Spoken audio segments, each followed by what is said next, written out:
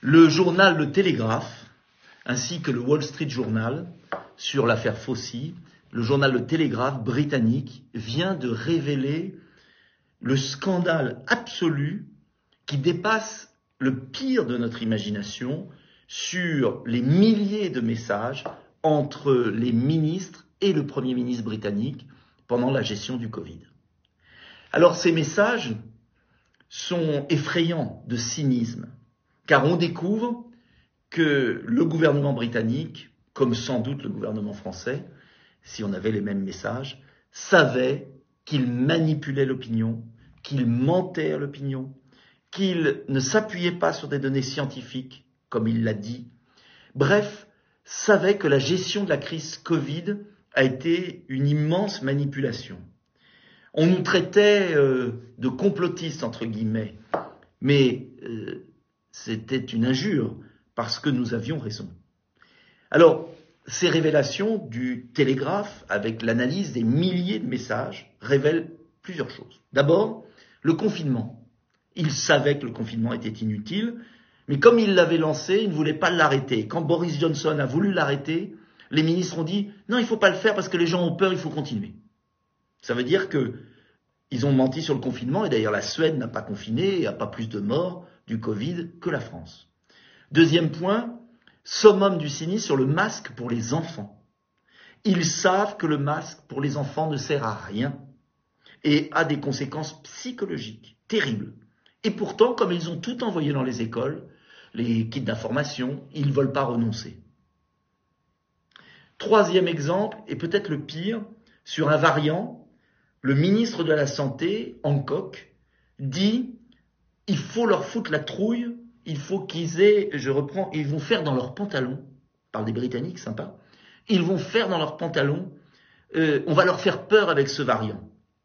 Donc on voit qu'un ministre de la Santé britannique agit exactement comme a agi M. Véran, M. Macron, en instrumentalisant le virus du Covid pour faire semblant de protéger et jouer sur la peur des opinions.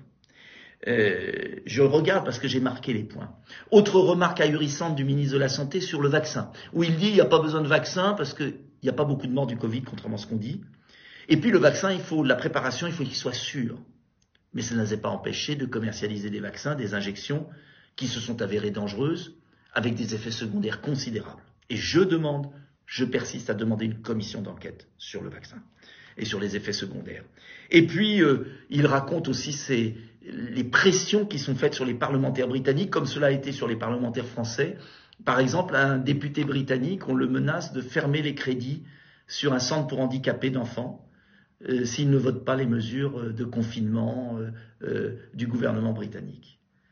Cette dose de cynisme, on la retrouve aux États-Unis avec l'enquête actuelle de la Chambre des représentants, c'est-à-dire de la Chambre des députés, sur le fameux Fauci, qui a menti, qui a voulu cacher et qui a détruit des papiers selon la Chambre des représentants, qui a voulu mentir sur l'origine du virus, car comme je l'avais dit, comme je m'étais interrogé, comme beaucoup s'étaient interrogés, ce virus apparaît aujourd'hui quasiment sûr, issu du laboratoire chinois de Wuhan, et non pas d'un croisement fantasmé entre une chauve-souris et je ne sais pas quoi.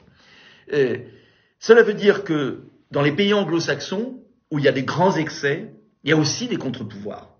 Et la presse joue ce rôle de contre-pouvoir. Et les parlementaires jouent leur rôle de contre-pouvoir. Ce qui n'est pas le cas en France, puisque l'omerta continue. La presse ne raconte pas bien le scandale, ce qu'ils appellent le scandale des télégrammes, par le journal Le Télégraphe et par le scandale The Lockdown Files. Aujourd'hui, le journal Télégraphe demande l'arrestation du ministre de la Santé. L'arrestation, les poursuites.